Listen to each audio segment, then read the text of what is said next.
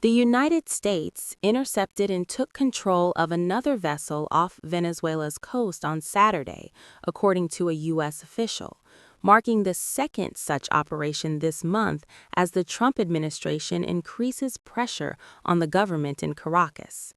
The seizure follows President Donald Trump's recent announcement of a blockade aimed at sanctioned oil tankers operating in and out of Venezuela.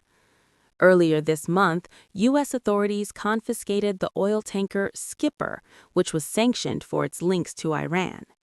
Unlike that case, the tanker seized on Saturday was not under U.S. sanctions, the official said, and the crew did not resist the operation. The ship was sailing under a Panamanian flag, carrying Venezuelan crude oil, and was reportedly headed for Asia.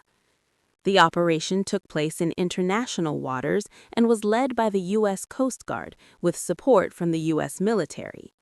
Homeland Security Secretary Kristi Noem shared a video on social media showing a helicopter hovering above the vessel, describing the action as a pre-dawn operation. She said the ship had last docked in Venezuela and accused it of being involved in illicit oil transport. Quote, "The United States will continue targeting illegal oil movements that fund narco-terrorism in the region," Noem said. Venezuela reacted sharply.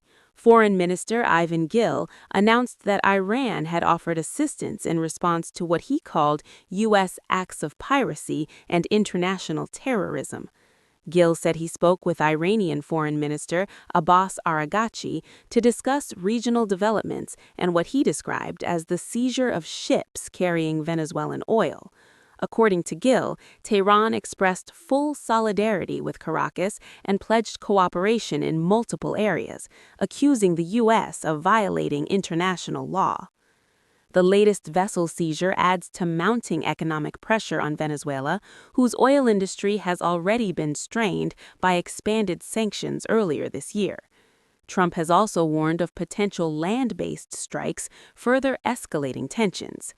The pressure campaign has included deploying thousands of U.S. troops and a carrier strike group to the Caribbean, conducting strikes on suspected drug smuggling boats, and issuing repeated threats against President Nicolás Maduro.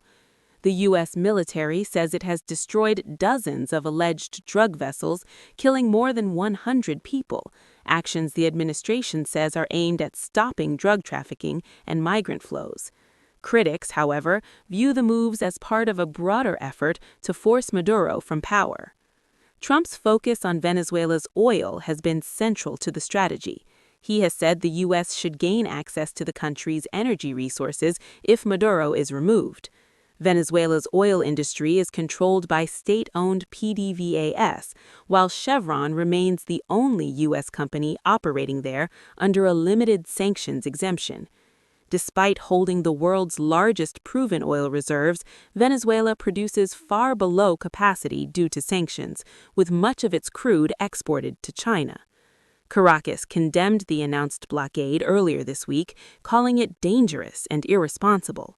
Vice President Delcy Rodriguez said Saturday that Venezuela strongly rejects the theft and hijacking of another private vessel transporting Venezuelan oil and vowed to raise the issue at the United Nations and other international bodies.